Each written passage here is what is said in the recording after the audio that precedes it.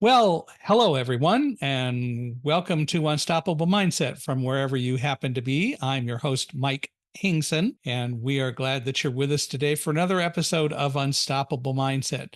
Today, our guest is Moustafa Hamwi, and Mustafa, he has an interesting thing that he says about himself. He says he has a unique lifestyle. He's an executive nomad, and he will tell us about that among other things, but he is a best-selling author, a mindset coach, and a number of other kinds of things. So I'm not going to give it all away. It's more fun to let him describe it and kind of lead our conversation. So, Mustafa, welcome to Unstoppable Mindset. We're really glad you're here. Thank you, Michael, for having me. I'm really excited to be on your show. Well, thank you. We really appreciate you being here. And because you are an executive nomad, where are you nomading from today? In the moment, I'm in Melbourne. I use Melbourne as a satellite base for kind of Asia and Australia, New Zealand. And then I use Dubai as a satellite base for Europe and kind of the Middle East area. So, where is home base if you are at home base ever? Last year, I decided to give up everything I own, downsize my life into two bags. One bag that has my formal stuff, one bag that has my casual stuff. And I pretty much gave up everything else that I owned, took a camper van and started driving around Australia. So since then, I'm pretty much an executive nomad. That home is where the heart is. So that's why I have two bases. I use it just as a central area to move from there. But yeah, it depends on the day. What made you do that? What made you decide to downsize and not only take up that kind of lifestyle, but live in the way that you do? Beautiful question. I mean, that has a lot of layers to it. I'd say my of pursuing my own passion in life started at about 2008 when I was in events and nightlife, having an externally very successful life, but feeling empty on the inside. I started reading, researching yoga, meditation, all of these things. 2012 bought a one-way ticket to India. 2013 came back to Dubai, started delivering inspirational talks, and people would say, you changed my life. And this is really when I knew that that's my passion and purpose. However, also I realized from that trip that me, including, and a lot of other people, we burden ourselves with a lot of belongings. The mind is a hoarder and we like to hoard stuff. We like to have stuff. But these things were weighing me down and not enabling me to move as much as I wanted to and to travel and to explore. And especially that the speaking brought me a lot of joy from seeing different parts of the world and different people and different cultures. So I put a mission for myself since about 2000 and probably 14. I said every year I'm going to give away half of everything I own unconditionally. The only condition is half has to go. I love it. It belongs. It has memories. There's always half that doesn't have that criteria. So every year, half. And funny enough, it took me about 10 years to get rid of almost everything I have. Last year, due to a lot of reasons, including a lot of stress, a lot of things, I've been procrastinating that dream. And obviously, pandemic did not allow a lot of movement. But last year, I literally woke up one day. I'm like, you know what? Time to do it. What's left is not too much anyway now, and let me downsize and live light. So that enables me to be anywhere I want in the world. Where did you house yourself during the pandemic? Whoa, well, pandemic was an interesting period, very challenging. Yeah, very well, it was very challenging for everybody. For me, however, I found a big challenge brought a lot of opportunities, which one of them is what we're talking about today, is actually my latest book, Slingshot. Right. So where did you move around a lot during the pandemic, or were you in one place just because it became a little bit of a challenge and an issue to travel?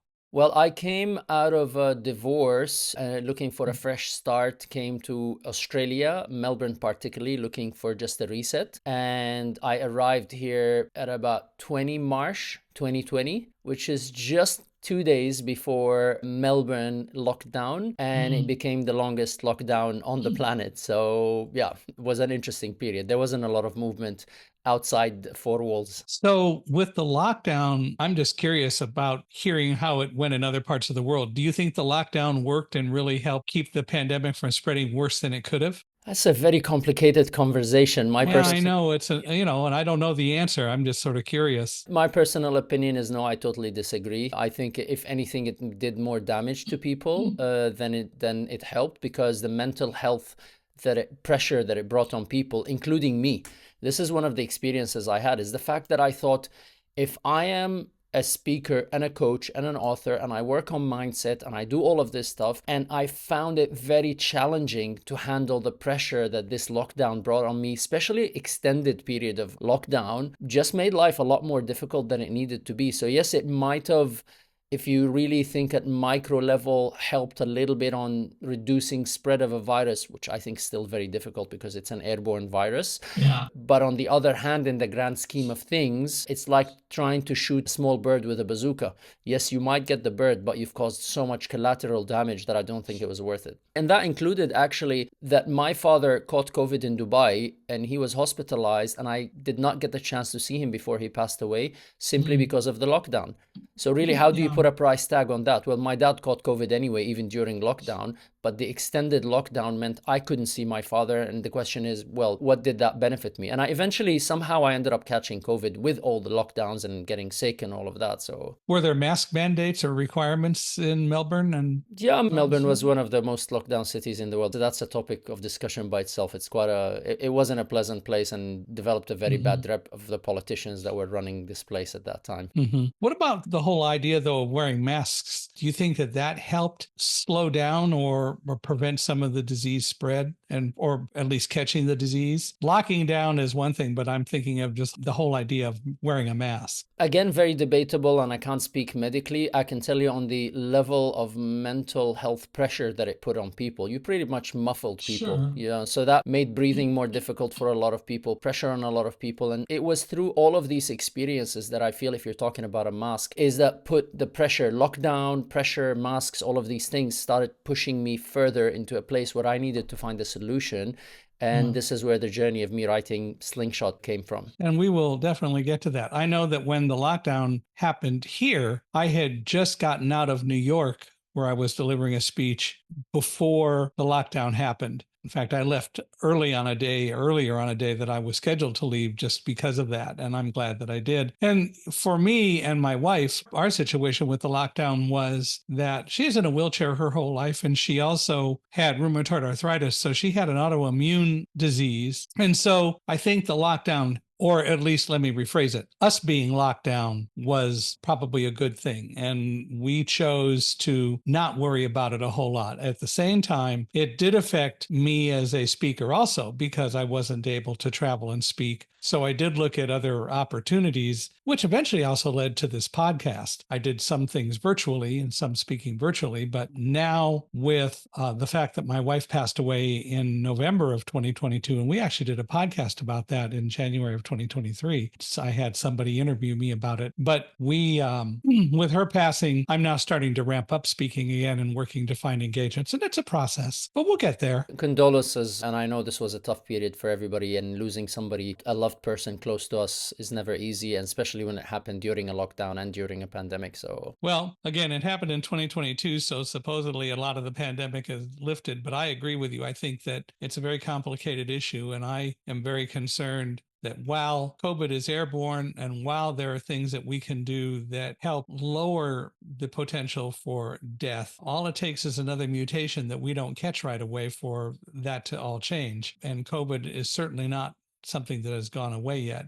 I don't buy the conspiracy theorists who talk about the fact that they're just injecting into us ways of tracking us and things like that. I'm really not sensitive to a lot of that, but I also recognize that there are all sorts of challenges, and children clearly had a lot of challenges with it because they couldn't go to school and they didn't do things virtually as well. I think also parents are needing to help that mindset, but that's where we are. And it will all be something that we'll just deal with as we can, I'm sure. I'm sure.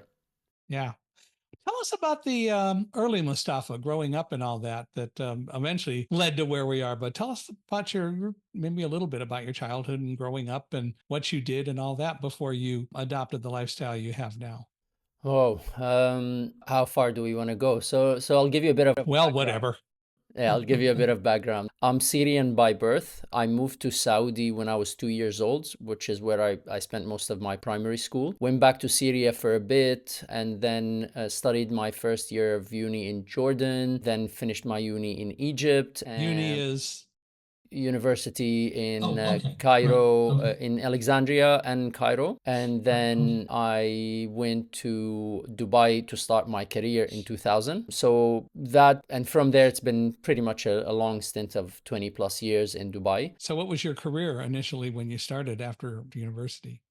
So after I started my uni, my first job was a telesales operator because it was the only job I could get. Funny, I came out of uni. I'm the guy who didn't have holidays or weekends. I was always studying, doing courses, doing internships with the promise that one day I'll end up, getting jobs and everything. And it was a big disappointment because I came into the job market with a big CV, and all my friends were like, Mustafa was going to be the first guy who gets a job. I didn't even get a job interview. And it was a friend of mine who got my dream job, which is to be a marketing researcher. And he ended up passing on his side gig, which was a telesales operator, to me as a favor. So you can imagine how that was, as happy as I am for him, the question to me was like, what did I do wrong? What was wrong with me? And that, funny enough, put a lot of pressure on me to perform and figure out a way around. So I said, in 1 year from now on, I'm going to be working in a multinational. Took me about 13 months from starting that job to end up working in a multinational ad and advertising and public relations agency, handling the PR for Nokia in the Middle East. So you were doing marketing and PR as opposed to sales for Nokia. Yes, so that was the start of my proper career, was in public relations for Nokia, Showtime, Cisco, and many other multinationals. And that pretty much gave me a lot of exposure to a lot of nightlife and events, because back in the days, I'm guessing yourself and anybody watching this show would be old enough to remember a Nokia phone. And I was actually going to say that there was a product. Are you familiar with Ray Kurzweil? yes, of course, Singularity. Well, the Singularity, but long before that, he was the developer of Omnifont optical character recognition, and he developed a machine that read out loud for blind people. And the late 2009, 2010, well, 2009, by that time, the software technology had evolved and hardware had evolved, that he was able to put his reading software on, originally, I think it was a Nokia N82, and then it went to a couple of other Nokia phones as well. So for probably about 3 or 4 years, the Nokia phone was the main platform because it had not only enough memory, it had a high enough resolution camera, and you could load the character recognition software as well as a screen reader, so it would verbalize whatever came across the screen. And actually, I was the major distributor for it, and I worked with others and signed them as distributors in the United States. So we sold a lot of the what were called KNFB reader mobiles in the United States. A lot of Nokia phones. Amazing, amazing. Yeah, well, I mean, yeah, you know how big Nokia was at that time, and Yeah. Ray Kurzweil is phenomenal in the tech space. And you're right, now that you mentioned, I remember he did have a lot of technology enabling visually impaired people to consume data and information from the world around them. Yeah, he did some really good things for blind and low vision people. And then, of course, later he developed, probably, I haven't heard anyone disagree with this, best music synthesizer. And it still is the most natural sounding one I think I've heard. And then he also was involved in voice recognition, which is cool. So he did a lot of really useful things. Yeah, amazing stuff, amazing stuff. And it was more amazing the fact that it was on a Nokia handheld. Yeah. Yeah. But then Symbian eventually went away, or the iPhone came along and was a lot more powerful, and then everything sort of migrated. And Nokia was also, I don't know whether they were making bad decisions, but a lot of things were happening that made it much less popular than it had been. Yeah. But so how long did you work for Nokia and the other companies like that? So I was handling the PR for Nokia in the Middle East for a couple of years. During that period, I got exposed to all the nightlife and events because they were the sponsor for all these beautiful things.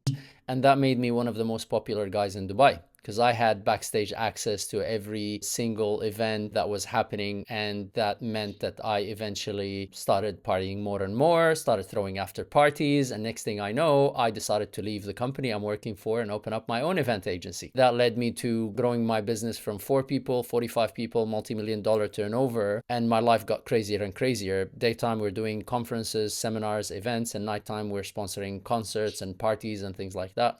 That must have been quite a challenge and tearing you in so many different directions. Well, it was exciting for a young guy in his 20s to have that video clip lifestyle, but after a while it did burn me out, and it made me reflect on a lot of things in life. First and foremost was, what am I doing with my life? What, like, all of this fine is short-term, short-lived joys, but they're not fulfilling at all, and they don't make me feel better by the day. If anything, day by day they start becoming less enjoyable, and they start making me feel emptier and emptier. And this eventually led me to leave everything behind and buy a one-way ticket to India on a soul search journey, finding passion and purpose. Yeah, what you finally discovered was that all that nightlife stuff and all the other things that you were doing were great, but where was it really getting you, Mustafa? I mean, look, I was making money, I was partying and everything, but it was not fulfilling me. It wasn't getting me far. It wasn't getting me far. And that's really, sometimes the biggest challenges in life are the biggest blessings in hindsight. And when we're able to go through the experience, we realize that there's something in it for them that makes us ask deeper questions. And that's the issue. And that's what I was getting at, is that in reality, all that other stuff, all that physical stuff and so on was fine. But, and as you said, where did it really get you, and how was it really helping you emotionally and your inner self, the inner Mustafa? And it wasn't really helping that at all. 100%. So you went to India. What did you do in India? Well, it was just that I remember what my mom called me. She's like, "What are you doing?" I said, "I quit my job and I'm buying a one-way ticket to India." She's like, "Are you crazy? What are you going to do in India?" I said, "I don't know. I'm going to go get lost." It was one of those things where I did not know, but I knew I had to go in that direction. It was an intuition to go to India, but I did not know exactly what I was looking for. I was looking for an answer, obviously, but I did not know answer for what. And along the journey, I met, by coincidence or a universal alignment, a guru or a swami who had been in caves for 13 years. He had been meditating in solitude in caves for 13 years. And he had came out a few years before I met him. And in one of the interactions with him, I'm asking him about life, meaning of things, and so on. And he goes to me, he used to play with his beard. He goes, do you know what you are thirsty for? Because if you do not know what you are thirsty for, you cannot quench your thirst. And that was a big aha for me. It's like, I'm searching for an answer, but I never actually focused on what the question is. And a realization since then till today, especially when I got into coaching, the real value is in the question. The best thing you can do is ask a question, because a well-thought, well-designed question gives you a valuable answer. And at that time, I did not know what I was looking for. Throughout my journey, then a few months later, I end up coincidentally walking into a hospital, getting myself checked up, and I discover I had a medical condition that was labeled non-curable. And that freaked me out, because I had to reflect and ask myself, what if this was a cancer? What if this was something that was going to end my life? You know, what meaning did I have in my life? Did my life have any value? And reflecting on that, I realized that the answer to the question of what am I thirsty for, the answer was, I'm thirsty for impact, to be able to know that I have left a positive impact on this planet. So then 2013, I ended up buying a ticket back to Dubai, and I started delivering inspirational talks called Cavalli to Manali, which is talking about the journey of going from the Cavalli Club nightlife in Dubai into Manali, where I met my Swami. And a few months later, a random person sees me sitting in a cafe in Dubai and just walks up to me, goes, "Hey, you're that speaker guy." I said, "Yeah." He goes, "You did your talk about India." I said, "Yeah." He goes, "You changed my life." And that was an aha moment for me of, the answer to the question is, I am seeking impact in my life, and I know I can have impact by sharing my story, by doing inspirational talks, and by doing coaching. Yeah, absolutely relate to what you're saying, because as I tell people, after September 11th and escaping from the World Trade Center, people started asking me to come and tell my story, and they wanted to hire me to do it. As I say, I decided that selling life and philosophy was a whole lot more rewarding and a lot more fun than selling computer hardware. Yeah, I have to earn a living at it. And I had a wife who needed me to earn an income as well. And I still need to do that. But the rewards, and when people tell you how you've changed their life, those kinds of comments really are what it's all about, as you well know. 100%. And sometimes we feel we are as inspiring as we think we are, and until we meet the next inspiring person. So the reality is not that I am inspiring in the absolute, it's just that I've had an inspiring experience. However, since I got on this journey, I realized that there's so many more inspiring people, more than me. And literally, until we spoke last time before the episode and you told me your story, I'm like, wow, here you go, there's one more. And what I love about this, being in this industry, is actually amazing surroundings and people that you hang around and you communicate with. But this is not to say that someone who's not in the industry is not inspiring. I feel Right. I've had so many experiences where I've been inspired by some of the most normal average day experiences, because they also remind us that the passion and purpose is day-to-day pursuit. It's not just about a mission of changing someone's life, because a mother who's sacrificing and dedicating her life to her children is as inspiring, if not more inspiring. Absolutely. And, I think for me, the issue is that I love to meet people. I think everyone inspires me to some degree, some more than others. And there are some that I don't need to ever meet, just observing them. If they inspire other people, that's fine. But I also think that it's important that as we inspire, as we speak, as we do the things we do, all of those affect our lives. And so every inspiration, every time we meet someone, it affects us. And I think it helps us, I was going to say codify, but it helps us more specifically understand what our philosophy is, and it helps clarify it and it helps us move forward. And I think that's very important. 100%. 100%. There's a saying in Arabic, I'll try to translate to English, but it says the wisdom is the holy grail and pursuit of the wise.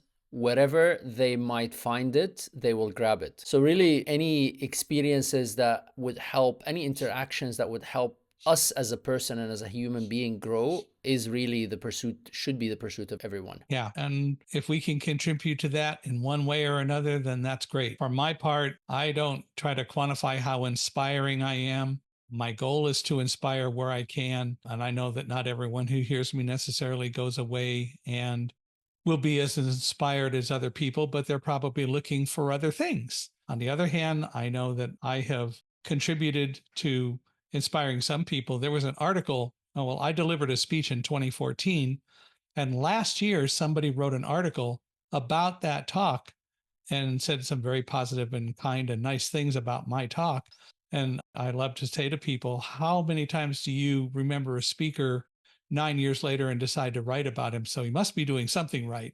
And what I do right is what other people feel I'm doing right. And as long as they feel that, then I'm going to continue to do what I can do. And certainly my message will evolve over time as your message evolves over time as we learn more. And that's very important in what it's all about. 100%. 100%. And it is a journey, not a goal. I think Correct. the whole conversation about mindset, and kind of a beautiful segue into talking about mindset here is, when I was talking to you last time, and then I, was talking about my book and the mindset and everything, and you talked about your experience, leaving the Trade Center during the 9/11, or escaping more than leaving, and I asked you how challenging was it for you. You actually gave me a huge mindset shift, talking about that probably that was a more natural environment for you, not being able to see, compared to someone like me who's used to external visual references to be able to find my way. You probably had better chances and better mindset being able to deal with everything that was going around you, which was very impressive, and a mindset shift for me just having that conversation with you. Well, I think it's important, though, the other part about that is, and as I think I explained a little bit, I spent a fair amount of time learning all that I could about the World Trade Center, what to do in an emergency, where all of the exits were, what the process was. And so, whereas sighted people typically want those visual cues, I knew that if I were ever in an emergency in the building, and what started that was that, of course, there was a bombing there in 1993. It wasn't something that caused a lot of damage, but it had happened, right? And so the bottom line is that being in that building, now, right, there had now been something that happened, and there could be something else that happens. So I needed to know. And also, I was the leader of that office. And so it was important for me to make sure I knew all I could, because it might very well be that we would find ourselves in a situation where there weren't visual cues for people, smoke and other things like that, which we didn't really have in the building that day, but still we could have. And it taught me how to be more observant. So, for example, when we got into the stairwell, I began smelling an odor, and it took me about 3 or 4 floors to realize I was smelling the fumes from burning jet fuel. None of us had any idea what really happened. The airplane hit 18 floors above us on the other side of the building. And as I love to tell people, the last time I checked, Superman and X ray vision were fictitious. So none of us knew what happened. And in fact, none of the people on the stairs from all the offices where we were and with the people we encountered, hundreds of people all the way down. No one knew because we were all on the other side of the building. And so I smelled this odor, and it took me a while to suddenly realize I'm smelling the fumes from burning jet fuel. And I observed that to other people, and they said, yeah, we were trying to figure out what that is. We must have been hit by an airplane, but we didn't know why. We didn't know any of the details. But again, it's learning to pay attention to the details, and it's really learning to have all the knowledge that we can possibly have. Visual cues are really lovely as far as they go, but that's visual cues that don't necessarily really point to the level of knowledge that we can have if we focus on maybe learning how to deal with an emergency as a blind person should. And I say it that way because I know of a lot of blind people who don't take the time to do what I did. And so they might very well be in a fearful situation, but that was my makeup, and that's what I chose to do. Amazing. And, I think it's important. And I think, in fact, and so the article talked about some of that. And I've given a number of speeches on emergency preparedness and safety, and talk about the fact that people need to learn about what to do in an emergency. Don't rely on reading signs, because that may or may not work for you. And there have been a few situations where, after giving a talk like that, people have come up to me, like somebody who is involved in running power company for a state. And he said, you raise a really good point. We're going to figure out, and we want your help to figure out a way that the people can evacuate from our generating stations, our electric generating stations, if there's a fire and there's smoke, so that they can't see where the signs are to tell them where the emergency exits are. And we figured that out. Wow, amazing. It is part of what we need to do. So again, I'll contribute where I can. I'm not an expert on electric generator plants, but I know what I did. And if I can help people and inspire them in that way, that's great. But we all have our experiences, and hopefully we can contribute and help other people. And that's what it's about, of course. Beautiful. So for you, I want to go back. So your Swami said, what are you thirsty for? Did you have an answer for him, or how did you deal with that at the time? Well, at the time, I did not have an answer. What ended up happening, obviously, is what I just mentioned earlier. Right. Is that my journey of first discovering I had a medical condition, and I had to ask myself, well, if this was a cancer, if it was undiscovered now and could have turned into a cancer, would have I been proud of my life and what that was? And the answer was, well, what I was thirsty for is to have meaning and to have impact. But I did not know how I'm going to do it.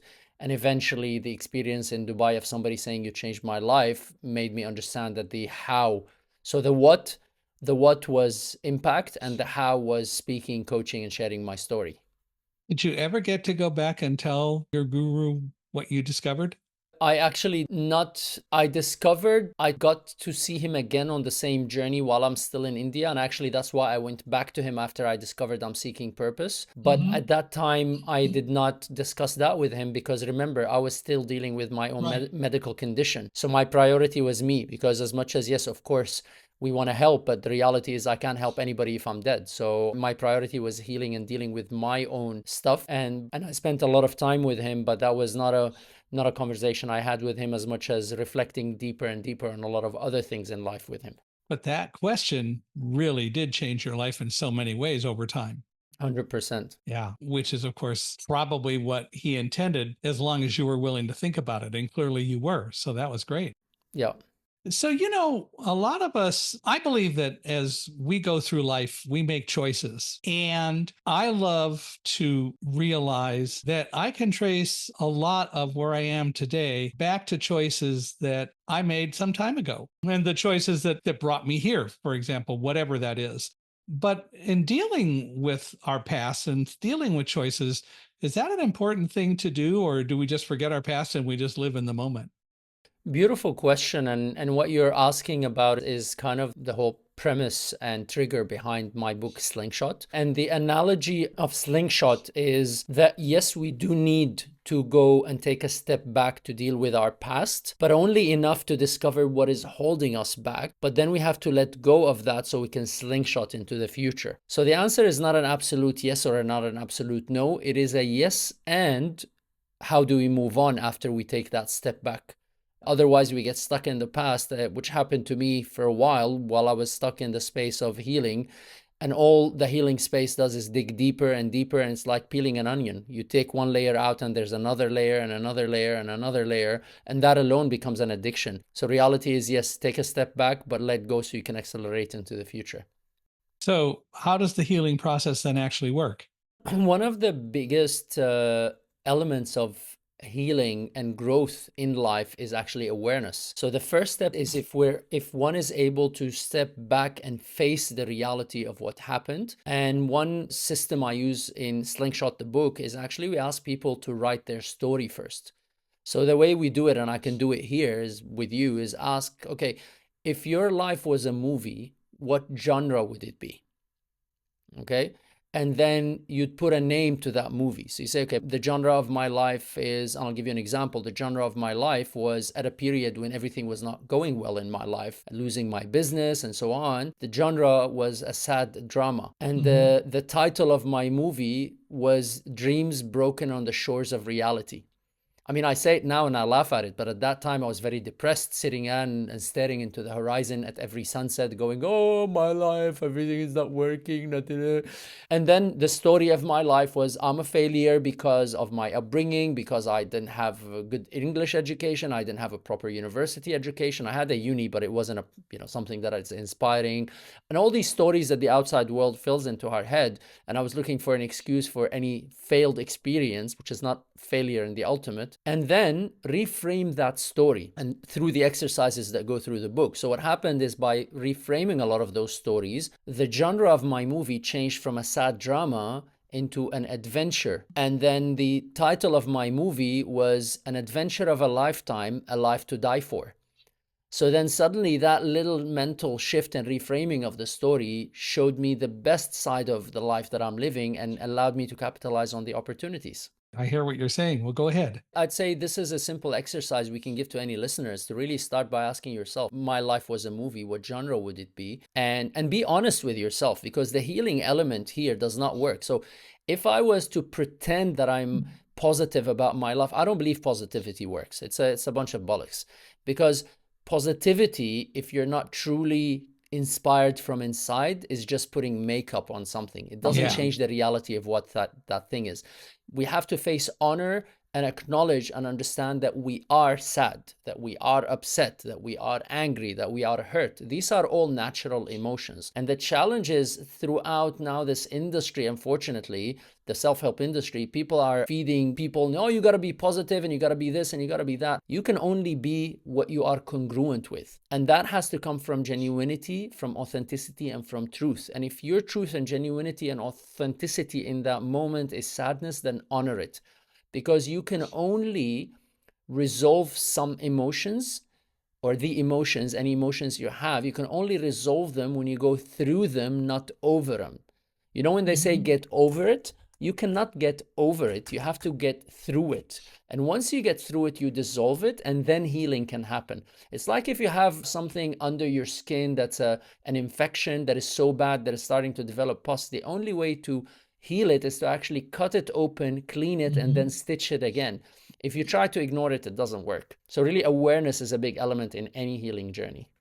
For me, I kind of view positivity a little bit different than I think you're describing. And I appreciate what you're saying. I think that positivity is, in a sense, focusing on dealing with the things that are going to help you advance and trying to not focus so much on the negative things that you can leave behind you.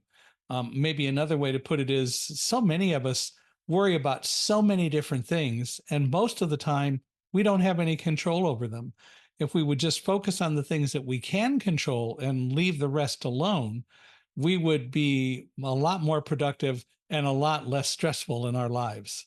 I totally agree with you. However, I would still want to debate the positivity conversation. And I'll ask you a simple question, and to anybody who's listening, would you consider yourself a glass half empty or glass half full guy? I guess I would probably view myself more as a glass half full guy than a glass half empty guy. Beautiful. And I'll tell you, I personally disagree. And I would tell you, you're probably not that. And I'll explain why. I'm a guy who says the glass is half empty, half full, and how can I fill the empty?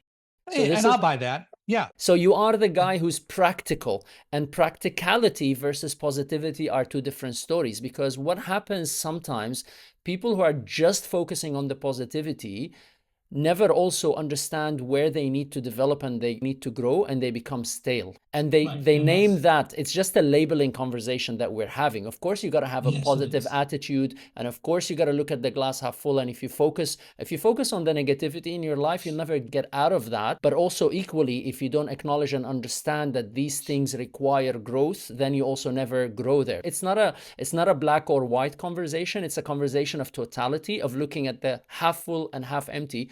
Otherwise, people get misillusioned, and that's why I keep talking about the self-help industry, because it sells a lot better to talk about positivity. People don't want to hear about the hard work they have to do to fill in the empty half of the glass. Nobody wants to talk about, okay, you talk about positivity, but nobody understands the level of hard work, as you said, you had to go through to be prepared to deal with a situation where you're not getting visual cues because you had to depend on other things. That took work. That didn't happen by itself. So what I talk about here is not just the positivity, it's the totality of the approach of being truly realistic and honoring that the struggles in your life do bring their own opportunities, and they allow you to grow only when you own them rather than ignore them. Yeah. And again, for me, and as I was describing, the whole concept of positivity is really dealing with the negativity that we focus on so much that we don't need to have around us if we choose to deal with it. And there are things that go on that are challenges to us, but we have the choice of dealing with those challenges. And I think that's the important thing. As I tell people, we had no control over September 11th happening. And I am not convinced that all the communications between all the government agencies would have figured it out in the US, having read the September 11th report. But what we all have control over and all had control over is how we deal with September 11th. And we can choose to deal with it as a horrible thing. And it was a horrible thing, but we could choose to deal with it in a very negative way in our lives, or we can learn and grow from it. And I think that's the issue of making a choice that helps move us forward and get away from the negative stuff. And I've met some people who were very negative after September 11th, and I could see years later that they were locked in a mindset that wasn't ever going to help them be more productive and help them grow. Beautifully said. And it's that mindset conversation about how to really not get stuck in your past story. However, I only talk about the mindset mastery as a second stage to the healing. And the healing is what requires us to look at the half empty, so we can acknowledge what needs to work and then work on the half full. And in that, we'll have a totality of a full glass that is always serving us and never get stuck in diving into negativity layer after layer after layer. So it's always a yin and yang approach. It's a coherent approach. So agree on that point. Yeah, it still becomes an issue of growth and of choice. And I would never say don't pay attention to the negativity part. You've got to know that it's there before you can deal with it. And it's more an issue of, again, the choices that we make. And I agree with you. Mindset is a part of it. And you can talk about, oh, I got this mindset. Well, do you really? How is that helping you advance? Do you really have it? And it's so often the case that people talk a good talk, but they're not really walking it, which is part of the problem. 100%. And not just that, it's actually having the courage and the humility to acknowledge where we are now and then working towards where we want to be. Otherwise, it's fake. It's just all the rura, hoo-ha, motivational, yes, yes, yes, you can do it, you can do it. Yeah, well, guess what? I do a lot of extreme sports, and one of them is skydiving. Skydiving means opening the airplane door at 13,000 feet and jumping out. If I don't acknowledge that one of the things is I'm not a bird and I don't have wings, and for me to do that, I have to have a parachute. So in a way, it is a weakness not to have a wings, but then when I acknowledge it and I understand it, then the strength there's the design and the engineering that goes behind the parachute that I have to make sure is strapped onto me, that I have to make sure is ready, allows me now to complete that picture of the glass is half empty where I'm not a bird, But with the parachute, my glass becomes half full. Right. And the joy of skydiving, I've never done it. That's okay. But the joy of skydiving and the experience and what you see when you're doing it and you land and so on, that fills up a lot of the rest of the glass for the moment. 100%. It's one of those amazing experiences that I'd highly recommend you do. I want to do it someday. I haven't tried it. It is a doable thing. I know Maybe some this is blind your people who cue. have done it. Yeah, I mean, you do a tandem anyway, the first jump, so then maybe this is your cue. Somebody will be strapped onto you and they will do the. Yeah, and the other blind people who I know did it in tandem, and that's fine. I still get to experience it, and I've done a number of things like that. I've flown an airplane and flew it for about an hour. Amazing. The trick is, as I tell people, you just stay high enough that you don't hit the mountains, and you're good. Amazing. And it works. And I've driven a car and some other things like that. Although I had some directions, that's the technology is getting better. Not autonomous vehicles, but literally it is possible. There is technology so that a blind person can drive a car. If you ever want to explore that, there's a website. It's called www.blinddriverchallenge.org. And you can actually see a car that was developed with the technology so that a person who is blind can get behind the wheel and truly get the information to drive the car. And I did the simulator, but I haven't driven the car. But again, a lot of adventures. I've traveled to a number of countries, and I travel alone, and it's part of what I do. And I love doing it and inspiring people. And I've spent a number of days in countries where I don't speak the language, and we had to rely on an interpreter to help with doing a speech. But it's so fun and so rewarding when, again, people come up and say, "We really appreciate what you say." Amazing. So it's a lot of fun. Well, tell us a little bit more about Slingshot and what makes Slingshot and your methodology different than other things. A beautiful question, Michael. It's basically the practicality of it. As you figured with this conversation about, half full or half empty, my approach is very pragmatic and practical. So I always like to have things that, number one, are coherent. So Slingshot really offers the healing and the mindset mastery together. The schools of thought out there generally have been kind of, unipolar in a way where they're either trying to talk about coaching, which is just go, go, go mentality. You can make it, you can do it. It's all in your mind. Or other schools that are just healing and let's dig into the past and let's be in the feeling. But that is a never ending journey. You don't know how deep the rabbit hole goes. This book offers a coherent approach where you take a step back to heal and then you release to mindset master. The second thing that makes the approach in the book Slingshot special is that it is also results driven, because myself, I've struggled a lot throughout my journey with a lot of, self-proclaimed gurus and coaches and things like that promise the sun, the moon, and the sky, but don't deliver results. So I've always promised myself whenever I deliver something, it'll be measurable results. So everything in the book is structured. You read on one page, but then the practical, it's not just theory. The practice is on the other page. You fill in the blanks and you yourself will get immediate results in that moment to understand it. And third thing is that it is actually a continuous journey. So the kind of books I offer are not just theory, they're practical and they entice you to reuse them all the time. So what happens is, okay, you do one exercise at a certain point of time, but that doesn't mean it's not a one-time transformation. You get immediate results. But I say in the last chapter of the book, I say, keep brushing your teeth.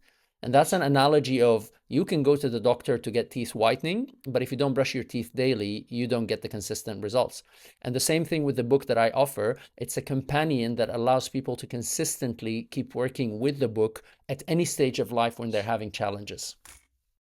And that makes sense, to have a way to keep being able to go back and re-examine whatever it is that is guiding you along the way. And you have to do that. I think that any decent book or any decent kind of instruction that we allow ourselves to do has to be something where we can continue to do it. It isn't just a one-time thing. 100%. So that makes a lot of sense. We're always talking about mastering our destiny and really becoming a whole lot better than we are. And we've also talked about the mindset. Why is it important to master your mindset on the way to mastering your destiny, if that's a relevant question to ask? Amazing question, Michael. And I'll give you a simple example. What mindset does is our mindset impacts our behaviors, and our behaviors impact our actions, and our actions impact the results. And naturally, the results feed our mindset. So, and that becomes either a positive loop or a negative loop. When our mindset is inspired, using your terminology, positive, I'd like to call it more inspired, determined, in a mastery state, then we behave in that way, and our probabilities of taking inspired actions increases. And as the actions increase, probability of success increase. And then the more we succeed, then we start reaffirming ourselves that we are really successful. But the same thing can happen in a negative way, because if we're having a negative attitude, we will not do our best. And when we don't do our best, the results probably will not be the best, which then reaffirms that things do not work for us, and it becomes a negative feedback loop. And if you think about the importance of a mindset, it's like a car driver. Imagine a supercar, okay? What's your favorite, talking about cars, what would be your favorite supercar? Oh gosh, not being much of a driver, I'll just say a Cadillac. What the heck? Okay, let's say a super Cadillac. Yeah, the racing Cadillac has, I think it's a CTS, Or OTS. let's say a Ferrari. Okay, that's more racing. So we'll say a Beautiful. Ferrari. Let's take a Ferrari, okay? Let's take a red Ferrari. Typical image in people's head is a red Ferrari, okay? So let's take a Ferrari. Now imagine that Ferrari being driven by your average taxi driver. How much will he or she be able to get out of that Ferrari? Like an average taxi driver can get out of a taxi. Now imagine the same Ferrari, same red color, driven by Michael Schumacher.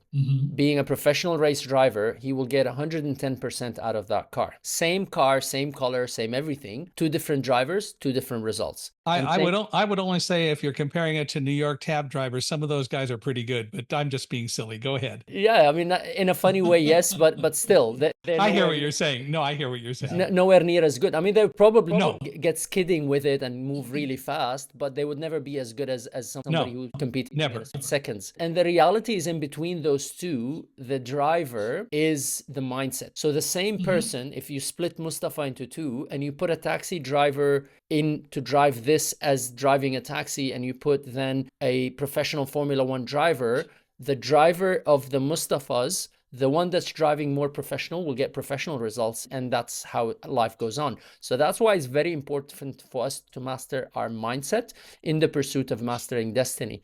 Now, how I discovered that is when I was doing my work with passion early on in my speaking career. So about 10 years back with the Live Passionately book, I would help people discover their passion, and they would know with absolute certainty, this is it, what I want to do. I want to do this. I want to pursue that. It's going to make me fulfilled. But then self-doubt kicks in, and anxiety, fear, limiting beliefs. And suddenly they would quit on their dream before they even start, because they're so scared of the outcome and their mindset is not ready. So suddenly they've got a dream of a Ferrari, but a mindset of a rickshaw or a tuk-tuk or a small car, and then they're never able to accelerate their life. So without that mindset upgrade, people don't go very far in life. Or even if they stay where they are and convince themselves, I'm happy, pandemic has taught us that nobody's immune to challenges in life. Because even when everybody thought they're immune, everybody got it tough during pandemic. So reality, life is going to hit hard sooner or later. And the more our mindset is upgraded and prepared, the better for us. And the other part about that, let's go back to the cab driver and Michael Schumacher. The reality is, with a mindset, you can develop and change your mindset and develop a different mindset. So it is certainly possible, depending on the drive of the cab driver and his motivations or her motivations, they might develop the skills to be a professional race car driver, but they have to work at it. 100%, 100%. There's that funny story of every overnight success takes 10 years. People only see the final outcome, but they don't see how much work it took that person to prepare and train. It's the 10,000 hours that we all have to put in. And people have that dream, have that aspiration, but don't have the mental tenacity to stay at it day in, day out to reach their goal. And this is where mindset mastery becomes very important. How do people develop this kind of mindset mastery methodology, and how do they develop the ability to master their mindset? Beautiful question. And that part of the second part of Slingshot, the book, answers with a lot of exercises. However, I will give a couple of exercises that would make it easy for anybody listening to apply a little bit of those. So first question I like to ask people is actually, what would you regret if you did not pursue your passion? So what is that regret? So if you say, I'm dreaming of becoming a speaker, a coach, and an author, because I struggled with that at the beginning. Remember, I didn't fly out of India to become who I am today. I struggled with that self-limiting beliefs. So if you ask yourself, what would I regret by not pursuing that dream or that passion? Then and my answer would be, I would regret not knowing how far I could take it and what I could do with it. beautiful, beautiful. And then you keep going. So what you do is, I want a long list. I want at least 10 or 12, a list of 10 or 12 items. So you keep going, Sure. okay, I'm not going to discover how far can I go. I will be sad. I will lose my self-confidence because then, I've doubted myself. Always wonder, what if? Which is the worst. I mean, that's me, but that's what I would do. Yeah. Everybody, not just you, because that's what happens is the regret for what we did not do is bigger than the regret for what we did. And then we talk ourselves into having taken that position. Well, I wouldn't have been able to succeed. How do you know? Deep inside, we know this is an external. Yeah, exactly right. People will, when you question yourself, you will lose confidence in yourself. And that's the negative self-limiting belief cycle that I talked about. So what happens is you put that list of what would I regret if I did not pursue my passion? And then that gives you a motivation away from. So you run away from that ugly space of, regrets. Right. And then I give another exercise and I say, what's the best that could happen if you pursue that passion and that goal? So that gives you a motivation too. So, okay, so one regret is I would never know how far I could go. So now if I ask you, what's the best scenario if you pursue that passion? I succeed. You succeed. And then what are the positive outcomes there? People ask me to speak. They tell me that I changed their life. Beautiful. So you get to speak, you get to change people's lives, you get to travel, you get to explore the world, and then you put that list. So now you've got a motivation too. So you've got one motivation away from the regret, one motivation towards the aspiration. And typically there's a blockage there of, but what if this does not work? Then I ask people to write a list of what's the worst that could happen if you pursue that goal or passion. So let's say you decided to speak. What's the worst that could happen? I didn't get many speaking engagements. I wasn't able to change lives. And then I didn't charge as much as I could charge. And I didn't charge as much as I could have charged, right? And then you put that list, and then this is a list where I'd say, well, get over it. So what if you didn't get as many speaking gigs? You just keep marketing and promoting. So what if you couldn't charge as much as you want? You just keep working till you can raise your prices over time. So what if you did not inspire the millions that you thought you would? Well, guess what? Inspiring one person is as good as inspiring a million. It's still a life that you have changed.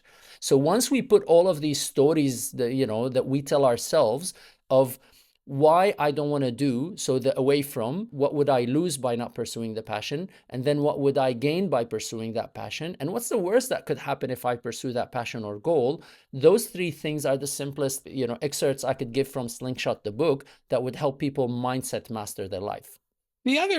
Going back to the third thing, the other part about that is, and maybe it's the physicist in me or the way I look at things, if I don't succeed at it, then I need to also ask myself, why? And I need to teach myself by learning what maybe I'm not doing right or what I'm doing, but I could do better, and figuring out how to improve. So I'm a firm believer in the fact that people can learn how to overcome challenges like that. I do agree with you, but it is also important then to take it further and say, well, why am I not succeeding?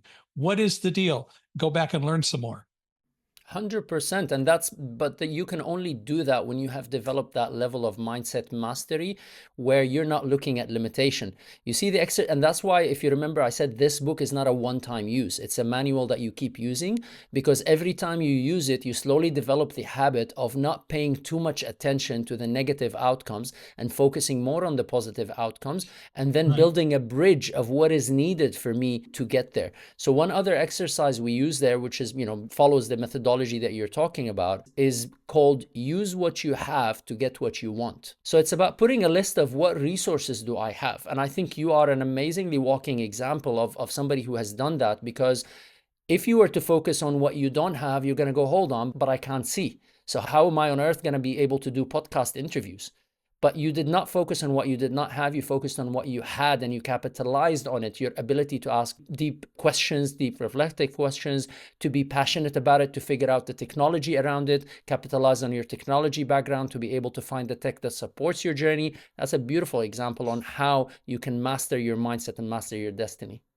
Well, and for me, it goes back to, again, the thing we talked about and I mentioned earlier, choices. I can trace back why I have that mindset today. It goes back in part to my parents, who said you can do whatever you choose to do. There's more than one way to do things. It goes back to training and getting a master's degree in physics, and very intelligent physics professors. Like my academic advisor was Dr. Fred Reines, who was the discoverer of the neutrino and won a Nobel Prize for it, although it was long after I knew him that he won it. But he also was very clear on there's always a lot of ways to accomplish something. You have to look for it. And so many people have said those kinds of things to me along the line that I realized blindness isn't the problem. It's our attitudes about it that are the problem. And the sooner we get over making that the problem and recognizing that other people's attitudes are their issues, I need to continue to do what I can do, and I need to use my knowledge to be able to move forward. That's the important part. 100%. Love it. Well, if people want to learn more about what you do and maybe talk about or explore being a coach and also get Slingshot, how do they do that? Thank you for asking, Michael. I'm really grateful for you having me on your show and for your listeners for listening in. So I would love to give everybody a gift and an opportunity to heal their past and master their mindset. So I will give a free e-copy of my book, Slingshot, the practical guide to becoming a master of your destiny, not a victim of your history. The only thing they need to do is go to mustafa.com/slingshot. So that is spelled Moustafa, MOUSTAFA.com/slingshot, like a slingshot. And over there, there'll be a form that they would fill. Typically, that's only for people who bought the book. But for your guests, what they have to do is put their name and email. And then in the code section, they just have to put Unstoppable, which is in reference to your show. And they will be able to download a free e-copy of this book and my previous books, including the Live Passionately book. They'll be able to download a bonus meditation and several other amazing bonuses. So I'm really grateful to you and to all your audience. Thank you for offering that, and I hope people will take advantage of that. Thank you. What other forms is the book available in? Obviously, it's in print, it's in It is in print, it is in ebook, and I'm actually in the process of recording the audiobook very soon also. Are you reading it? I will do it. That's the reason it just took a little bit longer, because I'm planning to read it myself. Good for you. When we did Thunderdog, I didn't read it, and I'm coming out with a new book learning to control fear. It's called Live Like a Guide Dog. And they actually have already arranged for someone to read it. And that's fine. I don't need to be the reader of it, but you can always record an intro. It's exactly right. And I'll make sure that we work that out. Well done. I want to thank you again for being here. And I want to thank all of you for listening. I hope you've enjoyed this. I hope you've learned a lot. I certainly have. And I appreciate Moustafa taking time with us today. Love to hear your thoughts, by the way. So if you would, please email me and tell me what you think. You can email me at michaelhi@accessibe.com. So that's michaelhi@accessibe.com.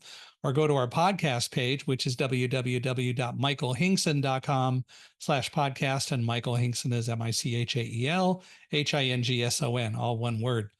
If you're looking for a speaker, I would love to hear from you. We are always looking for speaking opportunities to talk and inspire and teach. So if any of you out there need a speaker, love to hear from you about that. And wherever you're listening, please give us a 5-star rating. We value those a lot. We value your input and your thoughts, and especially your ratings. So once more, though, Moustafa, I want to thank you for being here and taking the time with us. Thank you very much, Michael. And to all the listeners, remember, you are the master of your destiny.